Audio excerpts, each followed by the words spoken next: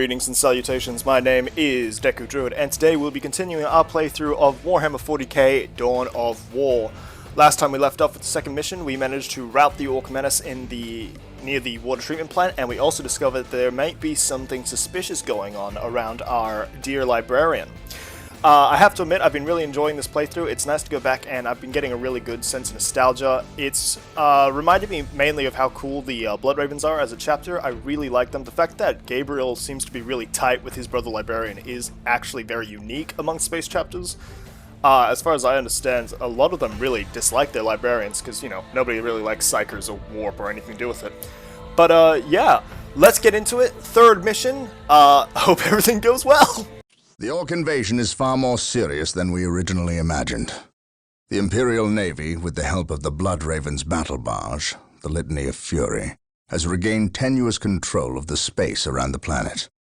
However, the number of Orc troops and supplies that have reached planetside far exceeds our original estimates. The Orc menace has spread throughout the low-population areas of the planet. Civilians are fleeing en masse to the cities, where they hope the higher concentration of Imperial Guard can protect them. Due to our recent actions, we were able to destroy several Orc forward encampments and kill many of their leaders, so we can expect at least a brief respite from further Orc attacks in this area. The Blood Ravens have returned to the capital city of Magna Bonum to prepare the defenses during this downtime.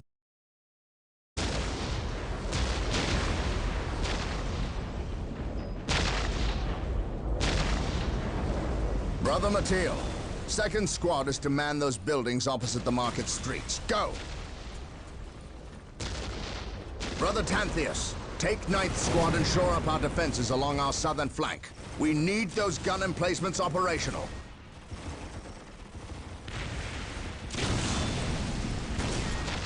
That is correct, Brother Corrales. Begin executing Protocol 18.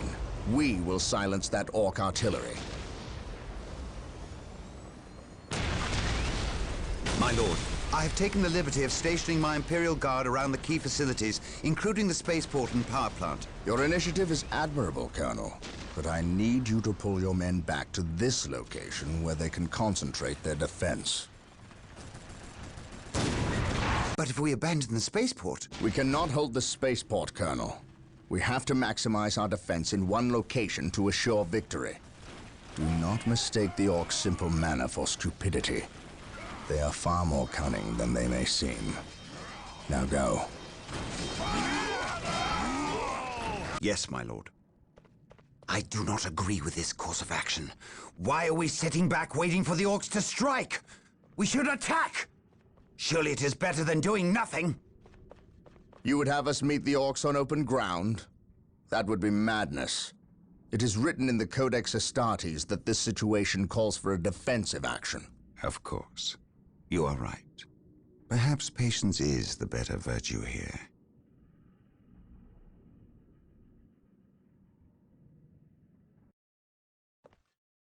Brothers, the Orcs have overrun the city. This transgression shall not stand. We will fight until the last Orc is dead. Heavy bolter turrets have been made available to us. Be sure to place their defensive power wisely. Landmines are now available for placement in our enemy's paths. Reporting, sir. Man, as usual, there's just so much to dissect there. Firstly, can we just take a moment to appreciate the fact that the Blood Ravens chapter ship, like their ship is called... The Orcs maintain an iron grip on the city's strategic points. I know it. We must break their hold and deny the Orcs their supplies. Damn it, I just want to talk for a second. Why? Yes, my lord. Yes, sir. Yeah, sorry. I just want to take a second and appreciate the fact that the Blood Raven ship is called the Litany of Fury. What a badass name for a ship. I'm sorry. That might just be one of the most badass names for a ship, bar none. Spaceship, sea ship, it don't matter. That's a cool name. Again, though, that little opening sequence, we just learned another cool thing about the, well, not cool, actually. This one is interpretable to, depending on what your favorite chapter is, but they, Gabriel follows the Codex Astartes. These are some good boys. They, following the Codex Astartes is very important. for, well, Space Marine chapters that are more loyal to the Empire. And I say loyal with quotation marks there, because, for example, the Space Wolves, who are probably without a doubt some of the most loyal boys, they fucking hate the Codex Astartes. I think the Black Templars are another one that hate it. But I think most of Dorn's boys dislike it, so to be fair. Right! That was... We got to see the fact that the Orcs are pushing into this cityscape here. We're not holding the spaceport, which is interesting. I believe that means we'll be sacrificing further reinforcements. For the time being, anyway. So... It also looks like we're finally going to get some turret placements, which I'll be interesting to see, because I don't remember if they were any good, so it'll be interesting to see how effective they are. But also, they've given us command over a squad of just some regular guard, so that'll be fun to see. But this left flank of ours is getting hammered pretty heavily, so we're gonna send Gabriel and can't remember his name, the librarian. The Gabriel and the Librarian are going to go over to the left and cover our left flank for us, because these boys are just getting hammered. We'll get those turrets built, though, and that should help our right flank. So, the central flank, though, is going to just have to be... We'll leave the Imperial Guard there, and we'll... Oh my god, they're getting massacred! We'll leave the Imperial Guard to cover the center, and we'll reinforce them as need be on a need-to-be basis. Need-to basis. Yes, my lord. While the enemies of the Emperor still draw ground. Reporting, sir. Peace. We're here. We'll get through this, I know it. We are the Emperor's chosen. The enemy is attacking. Ooh. It's like a storm bolter on a mounted platform. It is shredding. Nice. Right. These homeboys seem to have the benefit, since each of the it seems to balance the game. They've given the guard the ability to reinforce with greater numbers, which makes sense because, you know, they are meant to be the unending horde of human warriors conscripted from a billion planets. I don't remember the actual quote. I apologize. Be my brother. Praise the Right. Emperor. So left flank is going to be covered by our commander and the librarian, as well as at least that squad of Space Marines when they reinforce themselves. We'll keep the right flank secure with guardsmen, one squad of Astartes, and these 3 turrets, and soon enough we'll get the listening post equipped with a gun as well, so it should be... So the right flank is easily probably going to be the most secure. Our central flank, though, for now, I'm not sure how the guardsmen are going to, like, handle it, but we'll watch. But me giving them grenade launchers should do the trick. I don't know if the plasma cast is the better choice for orcs, but the idea of just a literal, like, hail of grenades impacting an orc sounds like it should be sufficient to deal with whatever they can throw at them. Yes, Lord. Keep in mind, I'm hoping that's the case, because if it's not, then we're in trouble. But yeah, see, right there, that was... It seems to be working. They're throwing Gretchens at us? Man. Gretchens are the lowercase of orcs. They handle all, like, the building and the maintenance and all the other stuff. And they're even used as projectiles.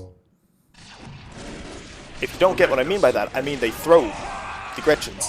Orcs will pick a Gretchen up and yeet it at you. Or their mech boys will suck them into a portal and shoot them at you through the warp.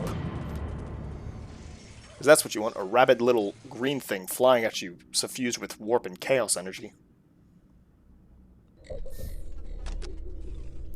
Just goes to show you orc culture knows how to treat their goblins. Gremlins. I don't know what Gretchens are more equatable to. I await your instructions. If you hear me slurping anything, it's me actually finally having my morning juice. And by juice, I mean my wake-up juice. We're here. So, yeah. We're here. I want to... Just because that first push of theirs was actually pretty heavy, we're going to play a bit turtle-like this game. Now, it's probably going to end up dragging the mission out, so if you notice any really long, obnoxious cuts, that's me just cutting out a bunch of shit where it's me spawning in more troops and reinforcing. Because I understand RTS gameplay can sometimes be a bit on the nose, especially when you're watching someone as actually slow as me playing it. So any big obvious cuts, that's just going to be me fast forwarding through sections. Because, oh wow, the orcs have actual vehicles in this one. Ooh, no, we are in danger.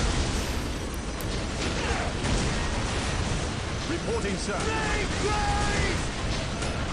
Okay, that did a lot of like morale damage as well, so we're gonna need to definitely get some anti-armor stuff, like, very quickly.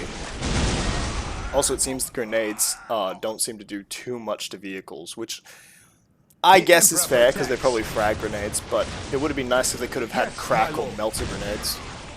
Yes, Lord. But, we'll build some more defenses for now, because again, if they do have vehicles, we only, for now anyway, we only are really rocking Space Marines with guns. We'll get some anti-armor squads up and going, and then we'll push in. Okay, speaking of long cuts, just to catch you up to what I've skipped over there, we were attacked by a couple more of those orc war buggies, and basically they managed to take out one of our turrets. It turns out they can come in another form, which is a rocket turret buggy, which does a lot more damage to vehicles, but they also had those grenadier launching mortar ones. So, we lost a turret there, but we're going to build some more here, and we've also reinforced it with Space Marines. The Imperial Guard are alive, but I pulled them back because they were getting hammered by those mortar war buggies.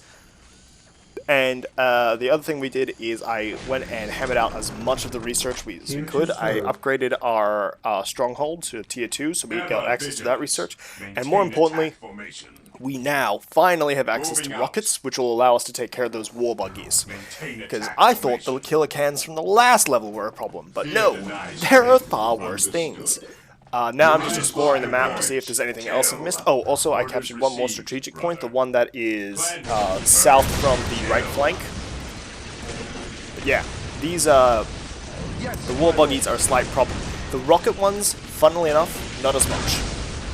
Because the rockets are great against my turrets, but they are absolute garbage against any of the marine forces, to the point where even our Imperial Guard are actually able to give them a good thumping. But yes, to help battle this war buggy menace, we've also found the research to upgrade our turrets to rocket platforms, which have been doing a bellissimo, outstanding job of putting those war buggies where they belong, which is in the ground, aka cratered, demolished, beaten, broken, blown the hell up. Praise the Emperor. Yes, my lord. But now that we have the Green Menace somewhat stonewalled, I'm going to start sending out expedition forces to try and retake the city where we can, and hopefully, Blast and damnation. A sacred machine cult has misfired and landed somewhere within the city. We must recover the structure and any survivors. that is the best news I've heard all game. A machine cult, meaning vehicles, meaning land raiders, meaning dreadnoughts. So, new primary objective, find that. I think the, it's funny, actually, me and my brothers mostly ended up playing skirmishes with this game when we were younger, but I think I got up to mission. The blasted orcs have built their infernal structures within the city walls.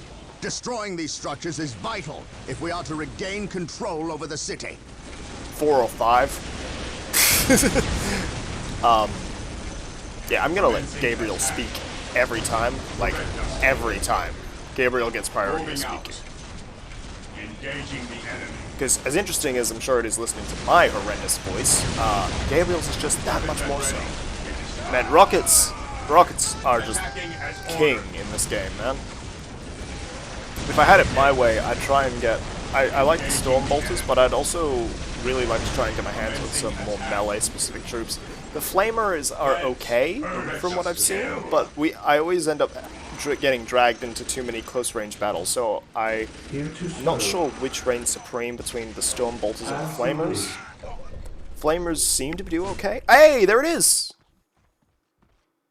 And there's a Dreadnought there already! Cleanse, purge, kill! Cleanse, purge, kill! Orders received. Emperor be praised. The machine cult is still intact. We must get a servitor to finish its construction immediately. Hell yes.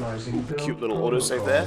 We have a dreadnought. Dreadnoughts are, just without a shadow of a doubt, some of the most macabre but badass things in the entire Imperium of Man. To give you a little rundown, when a Space Marine of great... I think it has to be of great renown, so they have to be like a solid Marine, not just some random squad mate or initiate.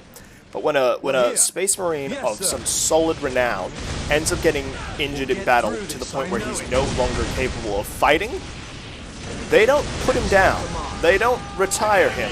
They entomb him in a living sarcophagus, which is then inserted into a dreadnought war machine so that he can continue to fight for the Emperor for the rest of his now unnatural life. You know, as unnatural as it was before, considering the fact that they are genetically modified super soldiers. But yeah, no. So you've got this Marine who, for all intents and purposes, by the way, is probably in an immense amount of pain. Like, to think about what it takes to put a... Oh my word. Pull back, boys. Pull back, pull back, pull back, pull back. Get to... Just pull back! Following orders. Never mind, just get blown up. But yeah, no, with Dreadnoughts, to think about how hard it is to kill them already, because you're talking about a Space Marine that's got wearing super thick ceramide armor. They are some of the strongest and most capable warriors in the universe. They literally have organs out the wazoo, just specifically to have that whole ideal of redundancy, enhanced bones, musculature. I think they even have some slight regeneration. They can eat brains to gain knowledge of their enemies. That's true, look it up. But, you know, to think about what it would take to put one of those men down, then put down one of their, like, sergeants or a high-ranking member of the chapter, and then, you know what? He's not dead yet? Fuck it. Put him in a war machine. Build them at the machine hall. 721 initiated. I shall obey. But yeah, just actually terrifying to think about what a dreadnought is. But it fits into the grim dark universe, I suppose. Like, even in death, you still serve. Like, you better pray you're dead, or you're getting stuck in the living sarcophagus. But now that we've got our points there, we've secured our front line, and we've got some dreadnoughts to back us up, we are going to now focus on getting some serious heavy armor in the form of dreadnoughts up, and then we're going to push into the city and decimate any greenskin we see. Even in death, I still serve. At once. Right, you didn't miss anything with that cut. All I did was shore up the right-hand side and slightly push my dreadnoughts back into the center to make them into sort of mobile turrets. Now we're going to take our commanders and our dreadnought, and we're going to move up this left flank, and we're going to stomp every single orc in the vicinity, and then we'll have completed our expedition into the city, and then we're going to focus on taking out the main central orc base. That was the other thing. Man, I'm really glad I cut this stuff, because otherwise it's just me rambling like an idiot for 30 minutes. It turns out I think I have to re-estimate. It's not a central base from the looks of it, it's 3 mini bases. Or medium bases. I await your instructions. There's a squad back there, by the way. That's my backup. That's my paranoia kicking in. I have that squad there specifically on the off chance that I somehow do end up getting flanked or surprise attacked. So, what At last, back to man, war. range is killer in this game. If you're not in range, you just don't notice things. So yeah, right now, Commander and Librarian are gonna finish cleaning up the left flank. The right flank is being shored up with turrets, and turrets alone. That might change later, but for now, I want to keep the right side basically stationary because I don't want to distract too much from the 2 central forces I have as is. Still serve. An open mind. I can't remember if there's a way to hotkey through units in this. If there was, it wasn't shown to me in the tutorial how to do so. Because otherwise, you'll notice me moving the camera a lot manually with the mouse. Yes, I probably should click on the minimap now to try and limit that, but yeah. So yeah, there's these little caverns leading out of the city, like that the orcs have clearly blasted through the wall. They are literally, the situation is literally just me being stuck. Like, for now, anyway. We'll get it sorted and eventually we'll push through. But, as for now, we're just going to shore up our 3 flanks, and then we're going to push in. Right, change of plans. We are actually going to push in the central section of the assault, mainly so we can try and draw some fire off of that right flank, because the other option is me making a 3rd strike force, and for now I much just prefer the idea of not wasting my time making more things, because this has been drawing out a lot. I know it doesn't seem like it, but the reason I have been cutting is because literally nothing has been happening. Nothing of intrigue anyway. Yeah, other than me being dumb. Me making like just dumb gameplay decisions.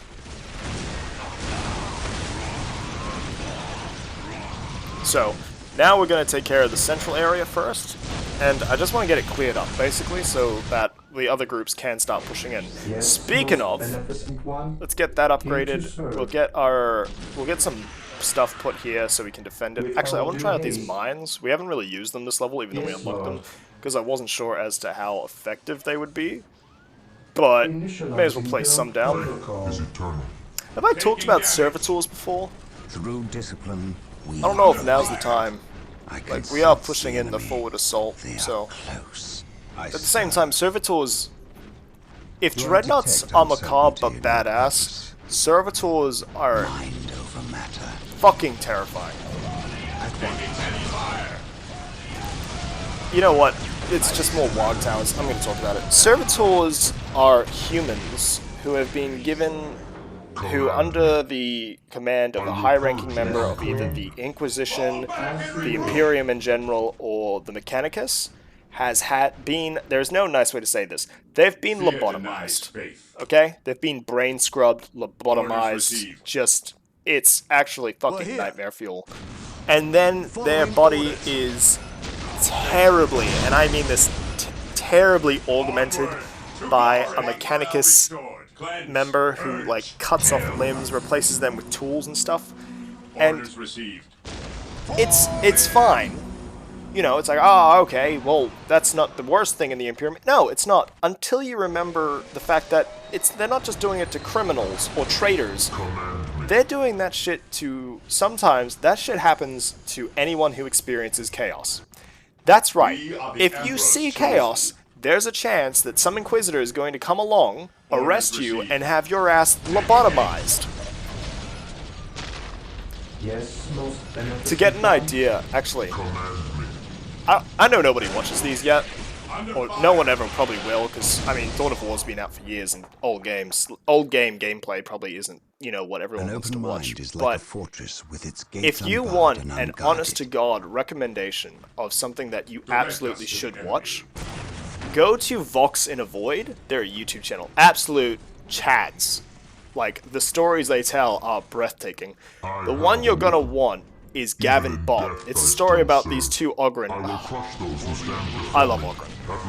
One day, if I ever get to play as an Imperial thing in one of these 40k games, trust me, I will dedicate an episode if I need to on Ogryn, because I love those guys. But there's a video series called Gavin Bob from Vox in the Void, and I think it's episode 2. Trust me, you will understand the pain of servitors. Here to serve. They have another one on servitors, I think, but the Gavin Bob one, actually heartbreaking. Just, yeah. Never think the Imperium are the good guys. They are not the good guys. In a lot of ways, they are the lesser evil. I think that's why I pick the Orcs, because there's a lot the Imperium does that I can't forgive. And for the record, I want to make this clear. I am not some the Inquisition's evil. I understand the Inquisition. The Inquisition is literally a necessity in the current Empire. There is no doubt, because the moment Chaos... Damn, that Dreadnought really hated that Orc in particular. But sorry, the moment Chaos gets a foothold, the Inquisition is needed. Because you don't need more bloody Chaos incursions. But I want to make it obvious here. I don't just mean the current Imperium. The old Imperium, in its way, was another type of evil. The Emperor, in a lot of ways, back when he was leading the Great Crusade, that man had a zero-tolerance policy for anyone else's bullshit, okay? I'm talking scorched earth policies were put into implementation. Like, if you think you if you think you've met someone, a religious fanatic, imagine if you can, an atheist fanatic. A man so appalled by the idea of religion that he quite literally burnt down every church on earth. Ground down the stones. Destroyed the iconography. And then when he departed to take care of the rest of the galaxy, trust me, that policy was still very much in place. It's actually one of the plot holes, in my opinion, is his son Lorgar, who is a bloody zealot. I don't know how the Emperor didn't just backhand him like he did the Second Legion and the other Forgotten one. That's right, there are Forgotten Legions. I don't know enough about them to really talk about them, but the Emperor literally deleted 2 of his children. I never understood why he didn't do that to Lorgar with all his religious BS. Oh, get him! Get him! Out of here! That's how you get a Dreadnought. You gotta have the right amount of anti-orc zeal.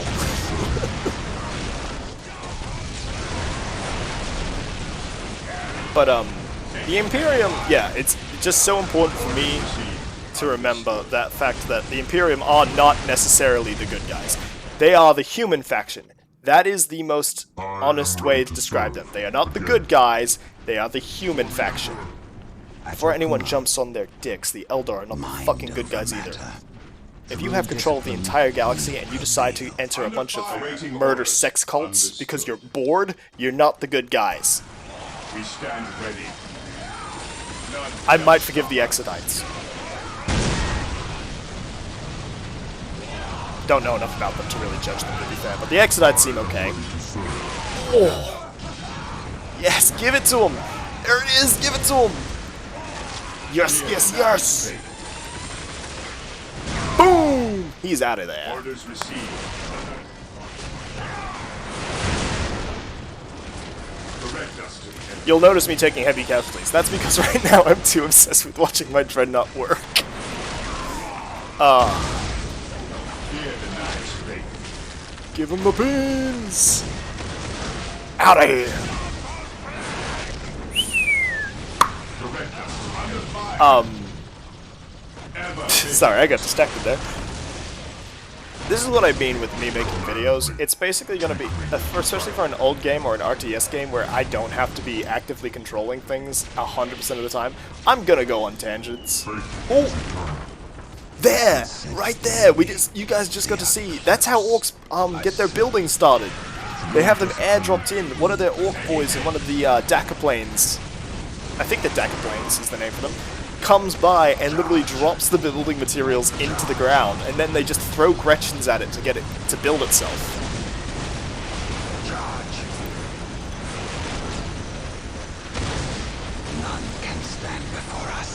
If you're wondering what the orcs are shooting, by the way, the name for their guns are shooters or sluggers, and they're basically, so as I understand it, the orc minefield that allows them to warp reality ever so slightly, it doesn't allow for them to do the impossible. Not innately.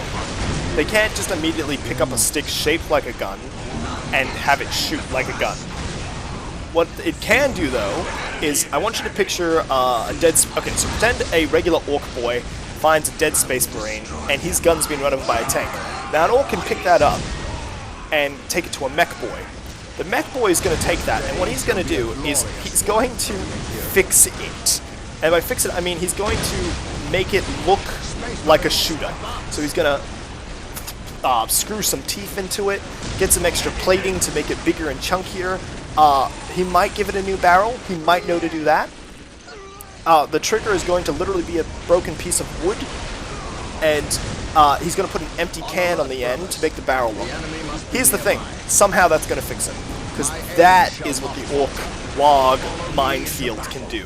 It doesn't allow for them to just create guns out of nothing, but it does allow them to fix things without actually physically fixing them. The Mechanicus consider the orc machinery to be just abominations.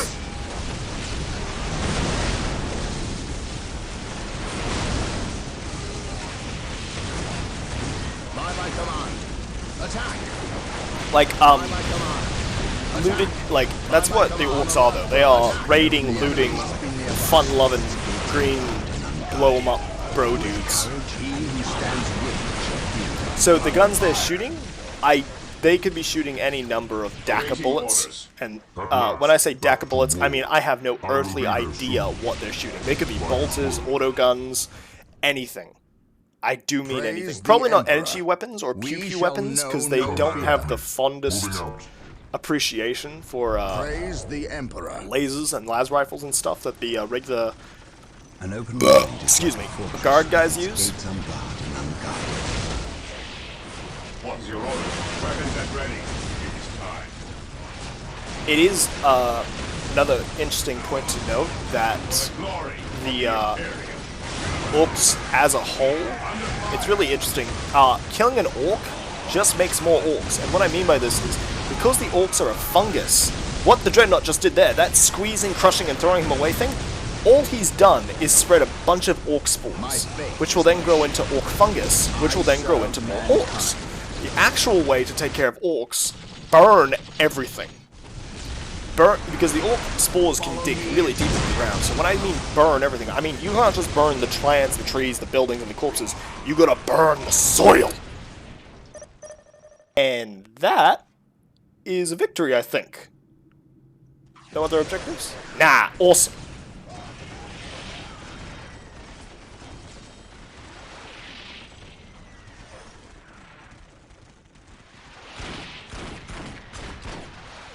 Knock it off, all of yous. We's moving out. We's not gonna stay and fight. I's the biggest orc here, which means I's the leader of yous lousy bunch of gits. I've been waiting and waiting to fight these marine boys, and we's gonna stomp them bad good. To do that, we need the strength of all the boys, not a small, weak mob of runts like yous boys. Use your skull for something besides thumping. We's orcs, and we's were made for fighting and winning. Sure thing. You're the boss. We's gonna go get Big Boss Orc among us. He got something special planned for these humies. God, I love listening to orcs communicate. Big Boss Orc among us. That is a great orc name. Orc among us. Oh, well. Anyway, that's mission 3, everybody. Yeah, when we come back, we'll jump straight into mission 4, and I hope we get to see some more of the orcs, especially them communicating, and especially this orc boss Orc among us. I love that name so much. Anyway, I've been Deca Druid, and thank you very much for watching.